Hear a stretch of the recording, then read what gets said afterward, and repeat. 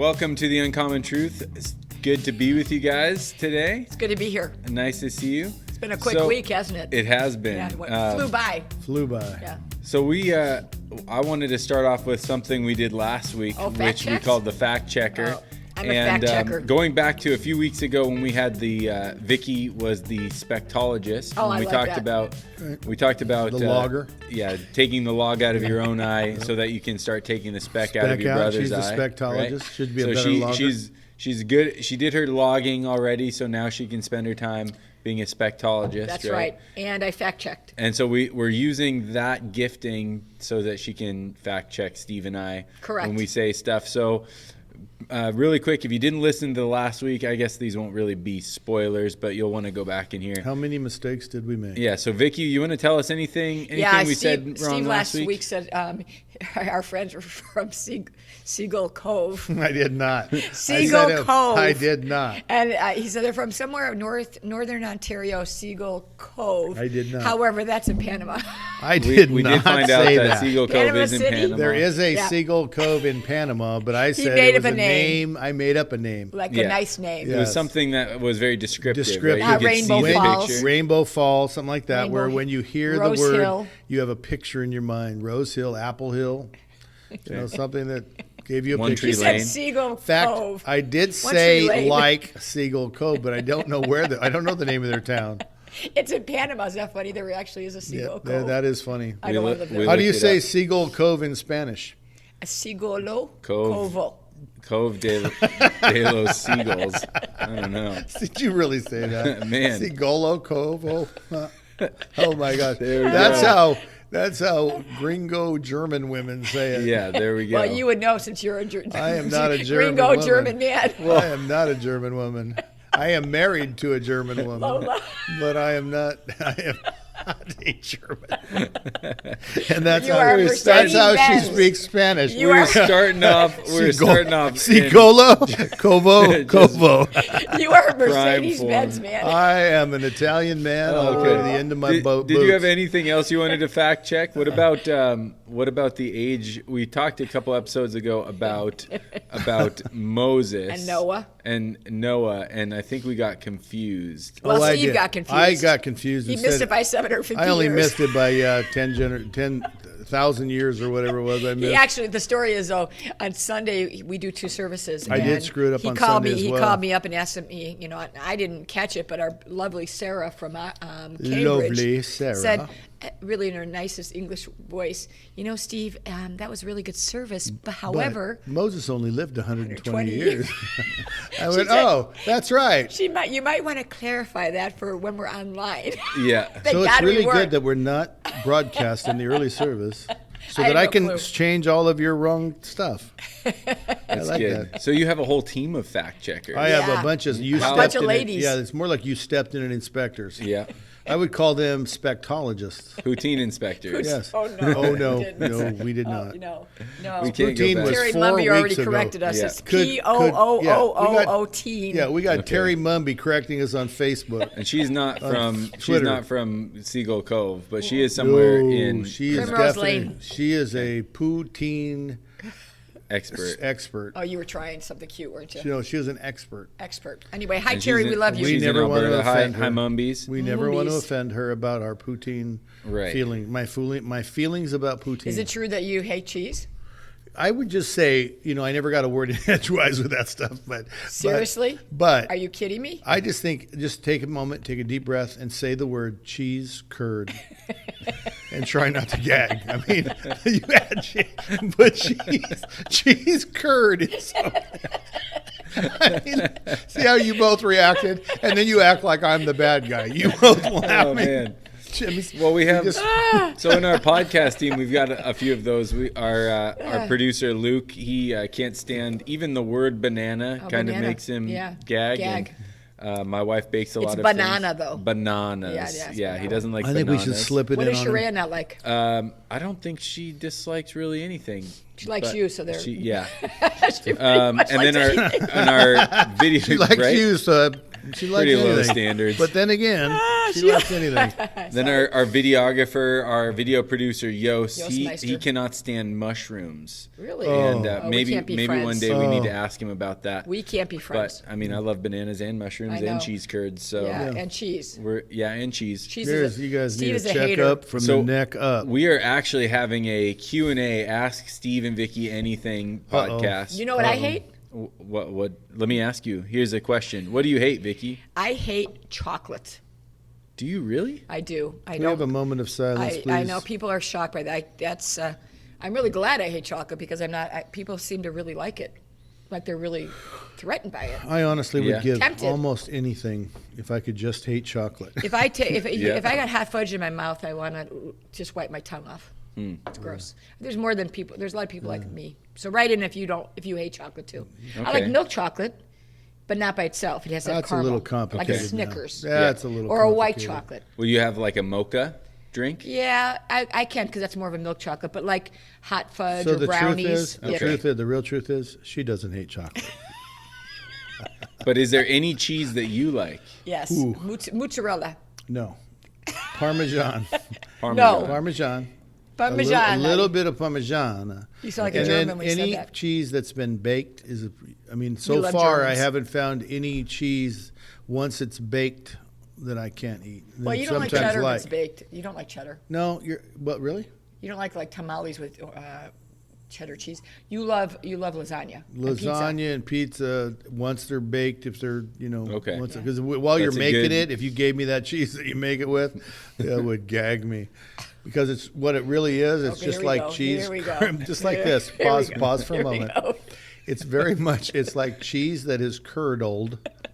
Curdled. Yeah, it is milk It's that milk is curdled. rotted, and they take the rot off it called mold. Yeah. Mold, and they make cheese with it, and then that rotten milk flavor. So if you ever go in the refrigerator and you just grab the milk and drink it, and it's curdled. Yeah. And you just gagging Curdled. all over the kitchen. That's it's, just cheese? it's just hideous. Well, that flavor is what I Curdle. taste. That's what I Curd. taste in cheese until it's baked, and then that shit goes away. Okay. And almost every cheese hater You're I know, half-baked, aren't I you? know a bunch of cheese haters. We actually have a club almost. Really? Of just cheese. Jack Mummy. People disgusted Leah by Mummy. cheese, and it's always the same. It's, when it's cooked, it loses that They like hideous pizza flavor. lasagna. What about yogurt? Are you okay with yogurt? no. Oh no! Sour cream? Are you kidding me? Okay, so it's a dairy gross. Sour cream. Did something Let's, happen? Wait. Let's just pause for a moment. Say another word. Sour cream. People literally eat that stuff. Yeah. You name it, sour cream, cheese, curd, and then you eat it. Curdled milk. Curdled Cottage cheese cottage left in cheese. the cottage for too cottage long. cheese. You make cheese into you rot it so long that all the moisture leaves and call it cottage cheese. No. Okay, that's not I true. don't. Isn't it kind of? It's kind of liquidy though, isn't it? Cottage cheese? Yes, No. you're correct. Yeah. No, it's solid. We'll save that How for. do you know? I think we might have an instant. Can we send that to our new Fact checker? thing we've got now? We've got instant fact checker. So Instant fact checker. We'll get back to that. So we're gonna ask. Our all you instant cheese haters, fact get in cheddar there, man. Get in checker. there, all you cheese haters. Fact cheddar. Yeah. All you cheese haters, join me. I want to hear the proclamation of cheese haters. Proclamation. So Proclamation of cheese haters. you can don't hear email very me well, and Vicki. I'll pass it on to Steve if you hate cheese. Yeah, and, join his club. You can find us on Facebook, Facebook. too at the Father's House. Or cheese haters are us. Right, whatever. That's his Steve little probably has his own club. cheese Yes, hating blog. cheese haters are us. So You can't be a Packer. we've got we've got typing from our we'll checker? get back to that. Oh, I've got an image here. Cottage cheese is I don't know if I can turn this so you guys can see it, but it's got a lot of Chunks. it's chunky, but it's definitely got some liquid Yeah, going Steve. on. You know what I like? Chunky liquid. That's my favorite thing. Yeah, chunky. Yeah. You're really you're selling me so good. Chunky. It's chunky liquid. Yeah, that sold me. Yeah. Give me a Hey, spoonful, give me man. some cottage Yeah. cheese. I'll chug it down, man. Hopefully we don't have Wisconsin dairy farmers. We need one of those disclaimers, like the views discussed on this Yeah. podcast do not For all the necessarily. dairy farmers Yeah. in Wisconsin. Yeah, they do reflect the Father's House Do Church. we have but some people in Wisconsin? We have had listeners this past week in Wisconsin. So We love you, Wisconsin. We love cheese. We love the well, Packers. two We of the love three Aaron guys. Rodgers. I love Wisconsin. I don't have to love cheese. I've never Okay. been to Wisconsin. All right, so we're I'm doing a Packer Q&A. fan. We've done more than 10 episodes with just you guys, and so people are sending in questions, and they want to know some things. Okay. They want to hear some things.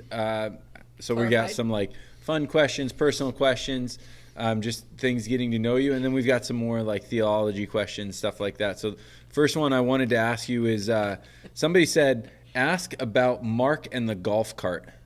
So Mark is your son. Who sent that? Who? So that is Jamie, our friend. Our friend Jamie sent that, and she wanted to hear you guys discuss Mark and the golf cart. So tell us who Mark is. Mark is our son, who's 37, born with Down syndrome 37 years ago. Been the delight of our life. He's one of the most incredible blessings in our life that has caused us to be who we are. A lot of who we are is based on having lived with Mark for 37 years, been visited by an angel from God. So he has nystagmus, meaning his eyes go back and forth. Okay. When he was little. Now they've kind of cleared up, but so during Does he still have them? I don't even notice. If he still has them, I'm not paying attention. I should look. So it just becomes so normal, right? Yeah. And he doesn't ever open his eyes past a slit, so you wouldn't be able to see what's going on with him. Anyway, so it's so funny. Mark on life. Anyway, I take him out golfing. I took each kid golfing, and they drive the golf cart. And Mark, I figure he's just going to ride with me, but I decide hey, let him drive. Let's see what we can do. We get off the first tee, and I know that they're going to be mad at me if I'm letting a Downs kid drive. Yeah. So I get on the second tee, and I hit this awesome drive, and I'm pointing, and when you tell me you can see the ball, you drive straight to the ball, because he is just going all over the place. And when he finally focuses on the ball, he drives straight to the ball. It's so cool. I hit it again. And I'm laying up next to the green on a par 5, and it's really cool. I'm about to chip up, approach, and he's done so well. He's really got it. And I go to chip up, but I'm so thinking about him back there on that cart that I duff it, and it goes about 20 feet. So I tell him, I walk up to hit it again. Don't need to change clubs. It's still, Yep, still got your wedge. And my wedge. And so I say, move on up here. Well, he's facing the pond. And he's looking at me, and I'm looking at him, and all of a sudden... He's horizontal to you. He's sideways to me, and he's going to take off towards the pond, and you can just see his mischievous look. How I've taught him to move slowly, look at where you're going and drive there. He's even turning the wheel perfectly. He just looks at me, and I can see it. I know. He lifts his foot up off the ground, and this isn't visual, but he lifts his knee up in the air, looks at me, and starts laughing hysterically, like diabolically. And he just slams his foot to the floor, pedal to the metal. Yes. And this thing takes off right towards the pond. I'm sprinting. I'm yelling, stop, stop. And he's looking at me laughing. Never one time did he look where he's going. He's going full blast towards the pond, the lake. And just about before he gets there, he looks ahead, and he looks like a cartoon character, almost like Kevin grabbing his face in Home Alone. Yep. And he goes, and he slams the brake on, which they have a lock. They have a locking brake, which absolutely causes the wheels to lock on grass. So he's sliding on ice, going towards the pond, and I'm racing, and he bumps and goes right in the lake. Yeah. The back wheels are out of the lake. The front wheels are in the lake. Rebar. And he goes across the rope, and the rope ties up in all of the. I think the rope is what stopped him, rope. Oh, the rope just with the rope that was surrounding the pond, marking the hazard. Okay, yeah. He hits it, and all these little rebar pieces that were made into eye loops, they go with him, and they wrap around the thing, and he goes clunk, and he's just sitting there looking at me and going, he finds a way, he starts blaming me. What did you do, goofball? He's yelling at me. And I jump in the water, and I jumped in the cart, hit it to reverse, told him, hit the gas again, just like you did before. And I'm freaking out. You're worried about the marshal. Marshal's coming. Yeah. I know the marshal's going to see this. I'm picking up the golf cart with superhuman strength, standing knee deep in the pond, and yelling at him to hit the gas, and everybody's looking like I'm yelling at this Downs kid, trying to push this golf cart backwards. And the story gets way, way longer, but it was just so hilarious. I got him. He finally hit the gas. I got him back. I'm trying to lift a golf cart with one hand and untie the rope with the other. Oh, man. And I got him out of the cart, and of course I'm not, I'm having to let people play through. Mm-hmm. And it was hilarious. But that's his favorite story on earth is the story of the golf cart. No, but then the last part of it. So you go through. He's doing so well. Listening to you. He really does well, even though he's such a smart aleck, calling me goofball. Every time I do a practice swing, he says, "That's one, you missed again. That's two, you missed again." You ducked it. And we get to hole number 9, and we're playing 18, and we get to hole number 9, and he has done so well with the cart again, 7 holes in a row of just doing wonderful. So we're staying on the golf cart. I'm not letting him go. I'm walking perpendicular, doing that because I'm not going to let him drive out on the grass again. And so I chip up on 9. I walk up on a 9, and I'm going to go get him. I'm not going to let him be alone, but he decides all on his own. He lifts his knee, and I can see it, man. I start running, don't you dare, and I start running. He pedals to the metal. Right at the putting green, right at the clubhouse. Oh no! There's a what do you call it? Driving range to the right. So he's shooting between the putting green, the driving range, and the Oroville Men's Club is starting at 5:00. They're all starting, and they're all waiting every there. human being in Oroville that knows me. I mean, I know every soul standing there, and I'm running after a golf cart. And he's going. He is. People are diving out of the way. He hit a couple of golf bags and knocked them flying. And he finally, I mean, he's full speed. He finally hits the brakes you say, again. Stop. I'm yelling, stop! And he hits because he's going to get hurt. He's going full blast. He hits the brake on pavement, and it's the longest skidding, loudest screeching. He went on for like 30 feet sliding with a screech. Every human being turns around, and everyone on earth that's ever met Mark knows Mark. Anyone who's been in the same gymnasium with him knows him. He's very, everyone knows Mark, and they're Louisville. seeing me running. And he screeches to a halt. And that's it. I said, why don't we go home? Yeah, let's just go play. ahead. Or go the back Let's go. 9. Yeah. I'm going to park this over here. We're not playing the back That's 9. pretty funny. But he loves that story, and There's so many only Mark stories. Yeah, I can't never wait. knew that. I've been here almost 2 years and never You heard hadn't heard that that story. story? No. Oh, it's hysterical. If So you're thanks, in a, Jamie, for asking the question. I'm surprised that night you guys came to our house for dinner that Mark didn't come up and man. insist that I tell the golf cart I love story. it. Yeah. That's great. Yeah, he's hilarious. Okay, so I never took him golfing again. No, never. No, TW. Okay, I can didn't know that I understand could why. survive it. I've rolled a golf cart before, so I understand. I can. Now I have things to talk about with Mark, so I'll see him on Sunday and You guys are talk to him. goofball. And somebody else enjoys listening to the songs we sing. Oh boy. So Probably not the one I just sang though. Maybe not, but they asked, "Do you have a song for today?" We can't say the ones we were singing. Why? Well, they were singing "Smoking in the Boys' Room." Oh, before. Smoking in the Boys' Oh, yeah. Room. But I don't. Yeah, I don't No, we know can't do that song. one. No, that one for today. No, I don't know. What's the one you often sing when you're you're just feeling in a good mood? I like Little River Band a lot. Okay. And so I have actually on Pandora I have this is a great Pandora station. It's light rock of the 70s. What about It's Gary Pablo Puckett? Cruz and Your favorite, Gary Puckett and the Union Gap. Union Gap, young girl, get out of my heart. Yeah, That's get right. out of my heart. My love for you My is love for you is way out. No, get out of my mind. Get out of my mind. My love for you is way out of line. way out of line. You better run, you girl. better run. You're much girl. too young, girl. You're I think much it's kind of a too creepy song, though. young, girl. Yeah, it He's saying sounds this like little young girl needs to leave his mind. Young girl. We were singing that when on the you way call, to, when your in the car. description of her is she's young girl. Yeah, that's probably maybe not for today. Gary Puckett and Union Gap. Yeah, Gary Puckett. Okay. I wonder whatever happened to him. Well, Probably in maybe jail. we'll talk about it next week Yeah, he when might we have get got. back. He might have Google got. Gary Puckett. might Good thing he found- didn't Gap. write that song in 2020. He'd be in We jail. might find that it was actually a John Denver song. Who knows? Again, yeah, John But Denver. that's never happened. Colorado Rocky Mountain High. Oh, we got to bring That's that right. up, do we? Oh, boy. Oh boy. Well, I'm wearing my Yes. Colorado Rockies hat. Yeah, you are. Colorado Rock. Rocky Mountain High. There you go. Keep going. I've seen it rain and fire in the sky. Is that how it goes? Yeah, you Friends talk around to the camp. God I and don't- listen to the casual Reply. reply. Rocky Mountain High, Colorado. Colorado.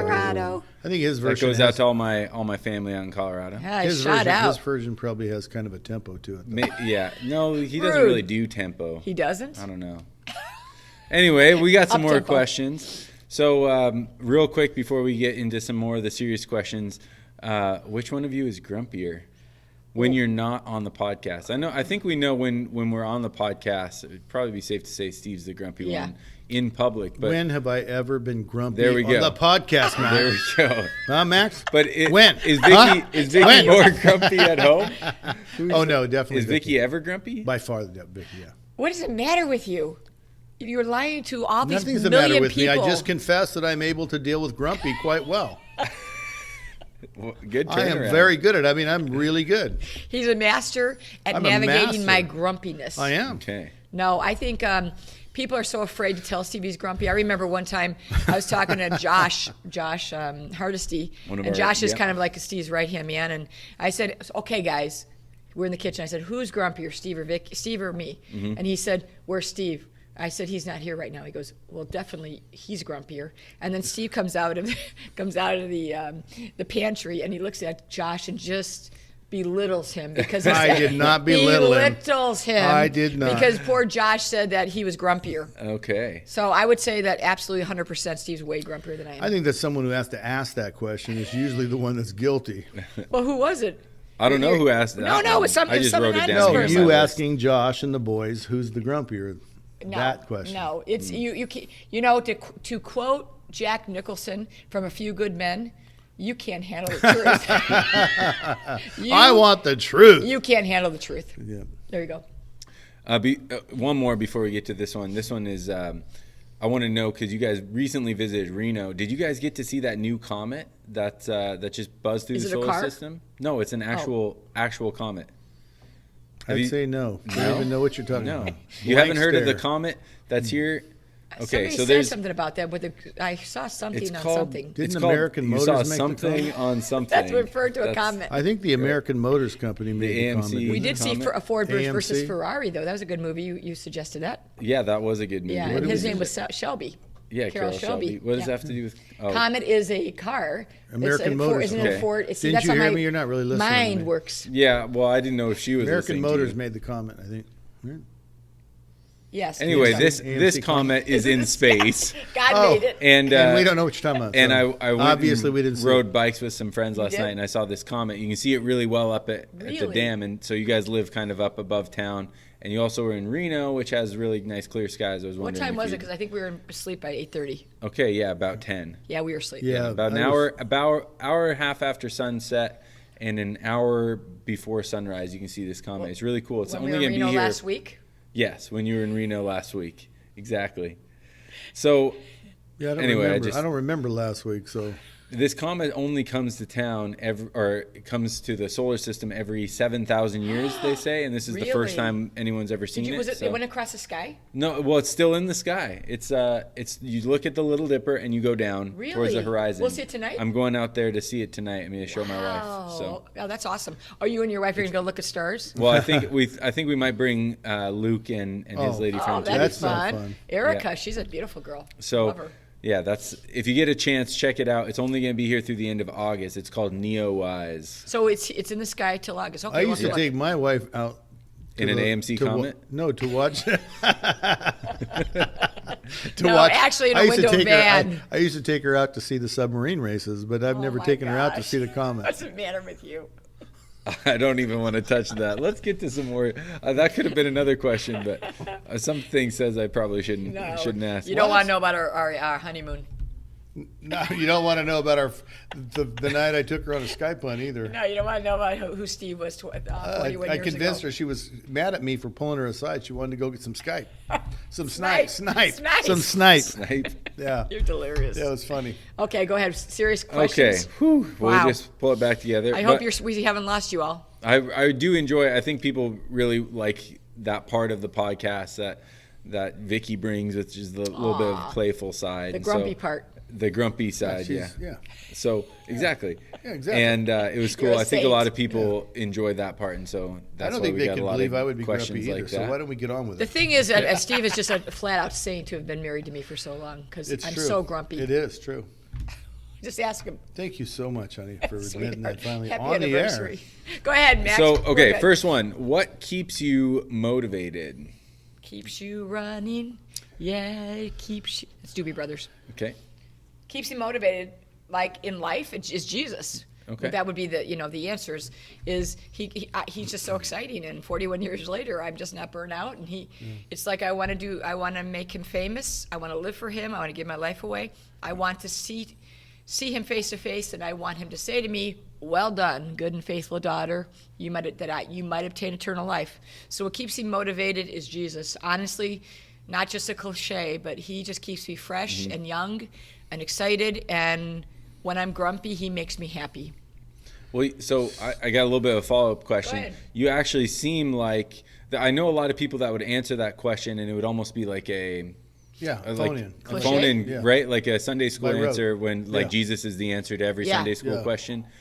But the way you live and getting to know you, I can tell that's not the case. So go deeper with that. Like, what is it? Or do you? I can easily. Okay. Both of us were born and raised in a church where the cross was in front of us.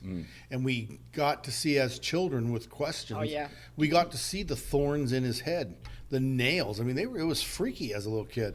But it is truly the motivation that's not just the phone-in answer Jesus, the cliche Jesus. It's truly the cross and what he's done for us. And I think that's missing from the evangelical Protestant Christian world, no matter what group you're talking about, from prosperity to faith to Bible worship to the Father Heart Calvinistic, the salvation message of Jesus Christ, the preaching the gospel. I think it's missing. I think even the motive of preaching the gospel is not driven. It's not that word motivated. For me, it's like I really prayed as a kid. It's such a shame I don't get to go to heaven because only perfection goes to heaven. I understood. What I didn't understand, he was offering me that perfection, that cleansed perfection that I didn't earn, that he gave me if I would have simply come to him and give my life to him. And so it's really the cross, the sacrifice, and then when I started to learn the plan, that from the beginning of time, he planned this. That I used to wonder, the people who lived before him, they didn't get it. But then when I learned they did get it, he preached to all of them. They got a chance to accept Jesus Christ's sacrifice. Everyone that's ever lived got a chance to preach, to receive this. And the motivation that my life is every day is what he's done for me. And I don't mean he helped me make money, he took care of me, he fed me. I don't mean any of that. I mean the cross and only the cross, the drive. And so here we all are sitting here like he's got a plan, he's got a kingdom, he does incredible things. And all of a sudden he's calling me. Would you want to do this with me? Would you want to do this for me? Would you want to love me with your actions? I'd love to. And that's our motivation. It isn't a fear of hell or a desire to get somewhere. It's really a desire just to try to be worthy of what he did for us. Just in some small way, our life to be worth what he did for us. Freely it was given, freely we give. Yeah. Honestly, it really is. For me, I remember who I was before Jesus, and sitting in that church and hoping that somehow it was real, and it really is. I'm grateful. I just, I don't burn out because it's Jesus. There is a incredible. I think you talked about in the last podcast. It's who he is inside of me.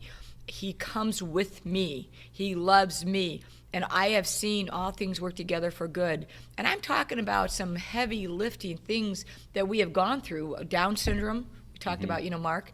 It's been the biggest blessing of our life. We lost our granddaughter. I mean, we were talking about that this last week. And, she was only 8. And then we lost our beloved Jordy at 40. He was 42. But if we really get who Jesus, we don't really get who Jesus is. I mean, I don't get, I love him. You're scratching the surface. Oh, right? yeah. When I see him face to face, I'm going to get it. But just the fact that it's like the truth has set me free. I'm so excited. Every day and every night, I'm so excited I'm still alive, that I get one more day. I'm just so grateful. So it is freely it was given, freely I give. That's how I try to live. Okay. And we don't understand any of the things she just brought up. We don't understand why our son has Down syndrome. Yeah. We just know that because he does, we have been enriched beyond your imagination. We don't know why our granddaughter suffered for 3 years. 3 years. It was hard. It was only hard in the struggle, but our faith was increased. And we look at it and go, wow, I would never vote to have a granddaughter with that kind of suffering. When I look at the results, right now we're not quite understanding it. Mm-hmm. Jordy passing away and suffering for a year, we don't get it. Yeah, we don't like have our heads stuck into heaven going, oh, that's we understand. Why. No, we just go, we do understand now more than ever that he's Lord, we're not. We're surrendered. He's to him, not him surrendered to us. Yep. He's not our servant, we're his servant. He's more than ever before, because of our granddaughter and Jordy, we know that. And then we look around, we go, a few years back, the economy crashed. We had a massive fortune just disappear, and we owed a massive fortune all of a sudden. And we look back and we walked out of that situation pinching ourselves. And how does he do this? That? We are so blessed from this failure. It's like, what is going on? Mm-hmm. And in our life, just today, driving down the road, we were talking and saying, just look at our life has had so many betrayals. So many people let us down, stab us in the back, take from us, steal from us. But because we see life as a privilege to be lived for the cross, every one of those things are come together for good for us. For good. They're all horrible things that turn to good. His promise is true. We don't walk around quoting that promise, all things work together for good. No, we just say we believe in God, that he has us in his hand. And come what may, we're going to say he's good. Come what may, hell or high water, we're going to trust him, and we're just going to keep going. It's good. I don't, when I'm asked the question, and I am asked all the time, and people on this podcast are asking, what do I have to do to be able to live God's will, or to know what God wants me to do, or to have the rewards you're having? I say immediately I know the problem. You think it's have to. Instead of what we say is we get to. Wow. And so is there another hoop I have to jump through? How many more hoops do I have to jump through? You missed the point. We, sitting in the church we grew up in, we saw religious corruption. We saw the greatest, kindest people you have ever met in that church. And we saw the most corrupted things happen in that church, facing the cross of Jesus Christ. So we had the perfect viewpoint of people who respond to the cross and people who use the cross. So good. And so we came out of it. I remember for me, it was, you can know him. That's what made me, okay, I've always wanted to know him. When I went to find Vicki 4 or 5 years later to tell her, I know that you sat in those pews too. I know this. Pray with me. Find out he's real, and then decide. And she met him, and boy, she was overnight. She was turned 180 in an instant. I went from being grumpy to being real joyous. Yeah, and she's never been grumpy since. No. Oh, okay. Let's get back to the Jesus and the cross. Anyway, so I know the problem is when people look and aren't we ever going to have a blessing? Wow. Well, if you haven't already had it, then you are missing the point. Then you're doing this for all the wrong reasons. So good. When do I get what you've had? What you have? That's not my call. When are you willing to do what I've done, walk what I've walked, say what I've said, sacrifice what I've sacrificed, live what I've sacrificed? I don't know. I don't even know the trail. I couldn't even turn behind me and tell you the trail you got to follow me. I couldn't do that. What you want to follow me about is I get to. That's so I'm owed nothing. I deserve nothing. And I get to. Okay, so if you're listening and you kind of find that pull, that tug of burnout, or that tug of, like, I'm not really sure how I put one foot in front of the other, it's recognizing what you've been given and recognizing that working with Jesus is actually a relational thing to do that you get to do. Yeah. Right? Okay. And I think as we navigate life and the failures that people have had, it's absolutely what Steve just said. It's something happens that you don't think should happen, i.e. a granddaughter dies or associate pastor. It really just takes your knees right out from underneath you if you think that you just deserve something, that you have to get this. No, you get to live this life. You're alive. You get to live this life for Jesus. For the cross. For Jesus. Yeah, that is so good. So I got another one. Somebody wanted to know, they asked the question, how do you read the Bible? But it's more like, what is your practice reading the Bible? Like, how does it fit in your life? I am teaching 3 times a week. Okay. So most of my Bible reading is relative to what's going on in the story. Since I go verse by verse, I'm always into a story. Oftentimes when you study Matthew, you have 2 other Gospels paralleling you. Mm-hmm. Sometimes 3. When you study John, it's kind of on its own. You're kind of looking for, John saw things completely different viewpoint. He told stories differently, different stories. He really shared things differently. Yeah. And so I'm always looking for the response from the apostles, for how I should see what Jesus was doing and saying. So the epistles. And so I'm always going in and out. But the way you read the Bible as a Christian person, and Vicki has discovered a way that I think is marvelous. Me too. I'm excited. My telephone will read the Bible to me, and I can close my eyes. And I have found, watching her listen and closing my eyes when she's doing it, it puts me there. Okay. I hear so much more of the Bible. Is that the Bible app that you just let it play? YouVersion. Mm-hmm. And you just hit read. It'll read to you. And the NASB is the best. And the NASB guy, he's pretty good. Some of the other ones are good too. It's a different human for each version. Yeah. But so that's a really beautiful way to listen. That's good to know, because I didn't really like my NIV guy the first time I tried. No, it. he sounded NASB like a robot. guy. I thought he sounded a little robotic. Yeah. This guy doesn't. Yeah. The NASB guy sounds like he's really a practiced good. Mm-hmm. Like read to his grandkids a lot or something. I don't know, because he really reads it well. You're there. Well, I did that back in college. Somebody gave me, it was before apps, it was the audio Bible on 32 CDs, yeah, 32 right? CDs. And it was by a bunch of actors who had done that. And their experience. And the Gospel of John, I go back and listen to. It's LeVar Burton from Star Trek. Yep. Oh, Geordie LaForge, the guy with the thing on it, the visor on his eyes. Yeah. And just every Rainbow. time, even when reading Rainbow. Every time I read now the Gospel of John, I hear the way he intones it, like in the beginning was the Word, and it's just like, I just go back there. Yeah. It's so nice. So I don't think everybody should read the Bible until they have the right philosophy of reading the Bible. Good. I think reading the Bible to an uninterested person is a mistake.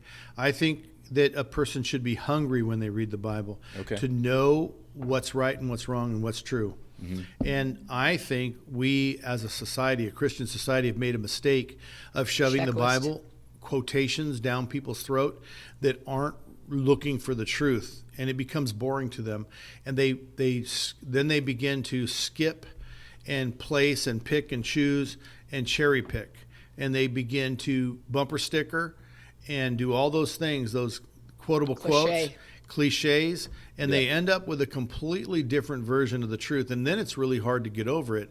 But the one way I think everybody should do the Bible is you should read the Bible to place a ton of information in your head, and you read it like a book. And in my opinion, if you wanted to build a house, you start with the clearing of the land, the prepping of the job site, then you start with the foundation.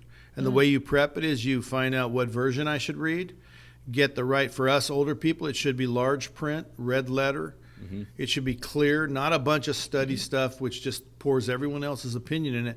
Really, it's just the words of the Bible. Meat and bones. And then just start reading the Gospels.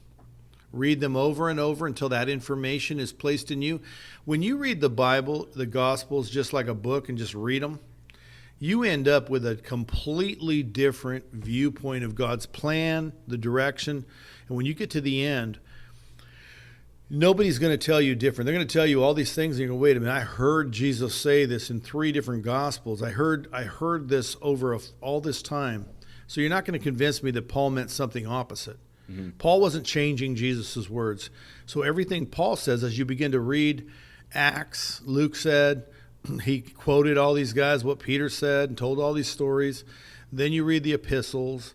Then you read the short letters to the men. Yeah. Then you read the revelation of Jesus Christ. Hey, you are so well versed in these 4 books, read 4 times, that you have this foundation you built the walls on, you built the roof on, you put the mechanical to it, and you understand this God is serious. The one in Revelation, he's not messing around with this Lamb of God. Mm-hmm. You don't just get to treat it like crud.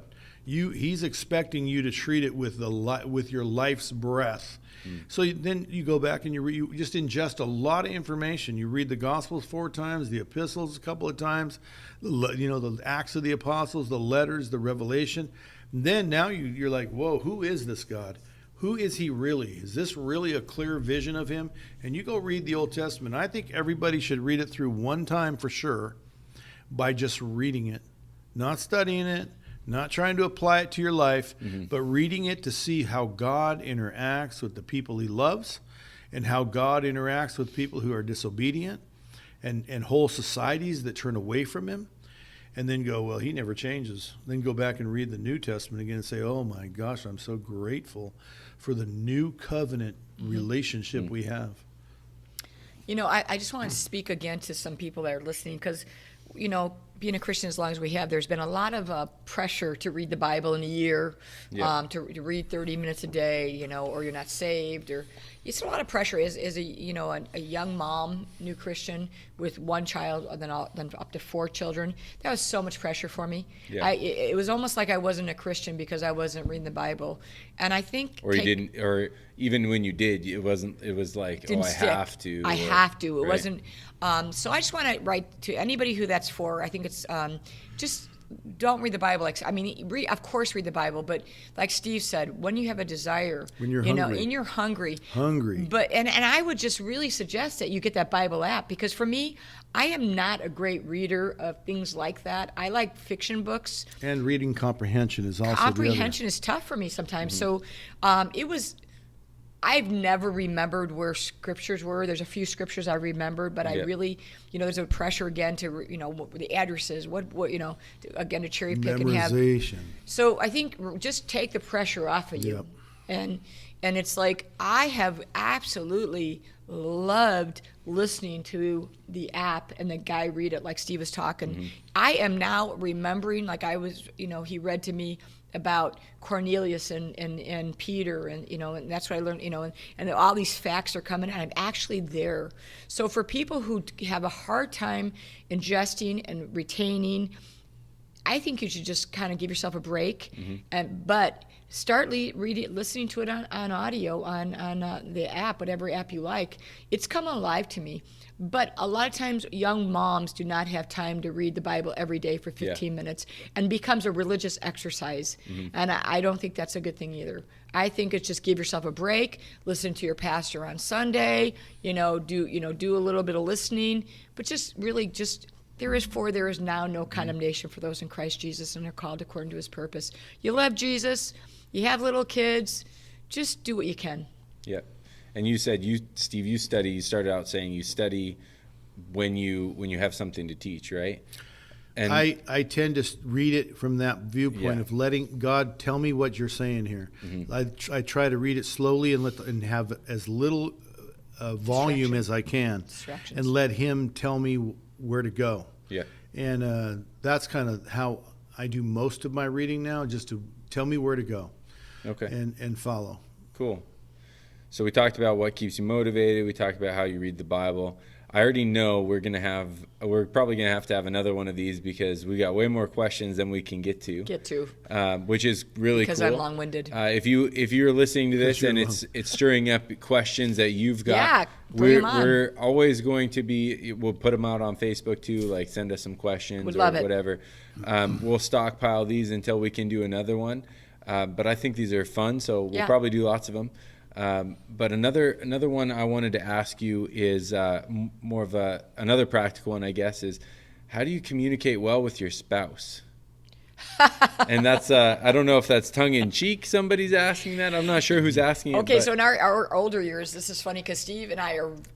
If you ever have done your personality types, we do the INTJs, the ENFSP, or whatever it's called. Myers-Briggs. Yeah, that's it. And Steve and I Steve thinks he's all of them, which is, I think he probably is. But I am definitely an EFSP, which is an extrovert, feeler, sensor, perceiver, which means I'm always taking the spiritual, emotional, physical temperature of everyone in the room. Steve, on the other hand, is very, very dark to light, black and white. He's very literal. Mm-hmm. And so our discussions sometimes are in 41 years, have been very pointed and heated and at times. And in our older years, Steve has become hard of hearing, so he responds to what he thinks I'm saying, and I have become hard of hearing, and I respond to what I think he's hearing, because we lose our pronouns or whatever. So how I describe how we communicate now is like we are describing a horse, okay? Okay. So it's a horse. So I will always start from the mouth of the horse to describe a horse. Steve will always just come from the back end of the horse to describe a horse. By the time we finally get to the middle, we're like, oh, we are saying the exact same, we are describing a horse. However, it's frustrating for both of us, because I'm talking about the teeth and the ears, and he's talking about the tail. just for the record. And by the time we get to the saddle, we understand. And as you get older, it's funny because you think you'd be able to. You've been together so long, it's easier. Nonverbal communication would be ezy, but it's not. No. And so he's more nonverbal. I would like to say for the record that I totally disagree with her entire description. Well, because you're not the horse's rear end. Here's what I think. I think I listen to her, and she doesn't listen to me. Oh my gosh! And as far as deafness go, I've only had 4 hearing tests since she's been saying this. His excuse is that he's single focused. I am single focused. He can't hear anything else, like my voice. I've had 4 hearing tests, and all of them said I had exceptional hearing. He tells me not to whisper. She does. She's worried that people will hear her, and she goes, they can't hear you down the street. So what was the question? Yeah, exactly.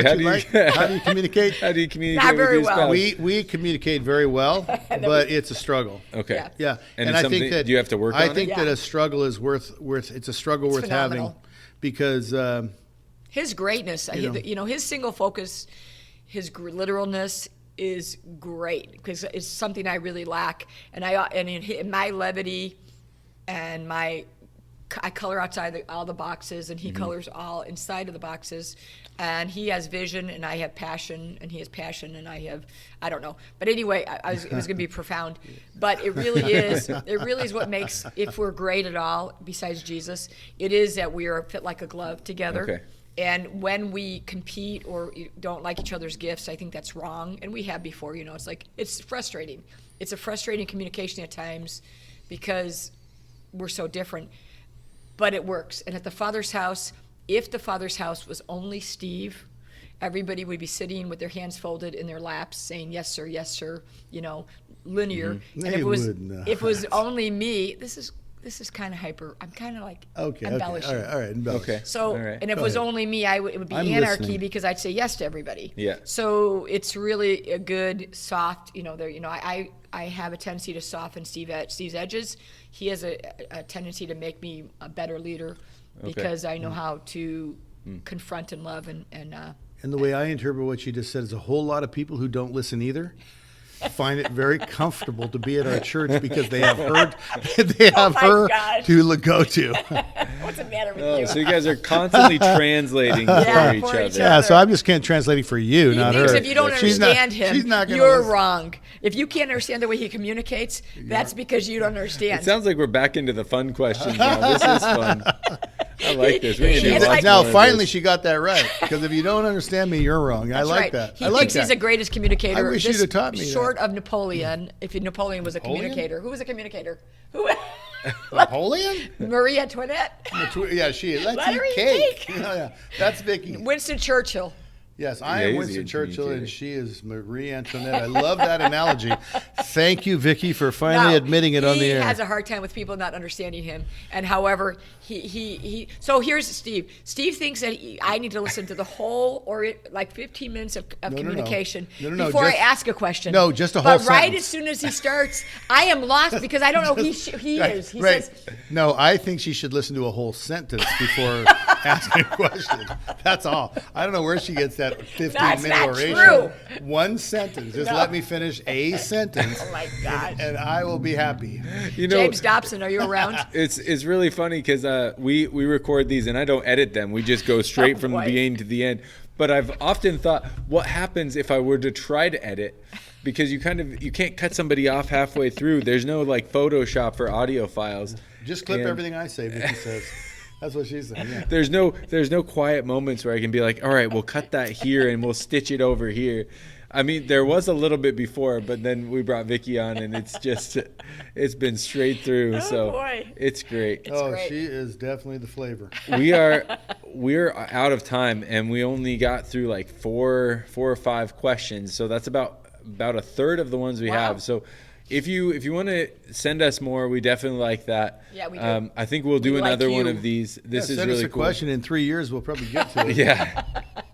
Exactly. If you're answering it. And you'll have to stay for 3 years in case we answer it. Exactly. Well, just keep listening. I like it. If you like this one, send it to your friends. Let them know. Please. It's at uncommonpodcast.com. We have a good time. And once again, our deadline for our School of Transformation is coming up. Oh, please. So we've been talking a lot about that. Please, Merle. If you want to get just even more of what the Father's House message is and how to apply that to your life, really how to know who Jesus is and who that makes you, then you'll want to be at School of Transformation when it starts on August 31st. If you want to change in your life. And if you're out of the country and the quarantine hasn't come off by September, we are trying to do a Zoom school. Okay. It isn't exactly the same thing, but because of the travel restrictions and the quarantines, we are trying to make it so foreign people can at least get the teaching. You cannot get the community.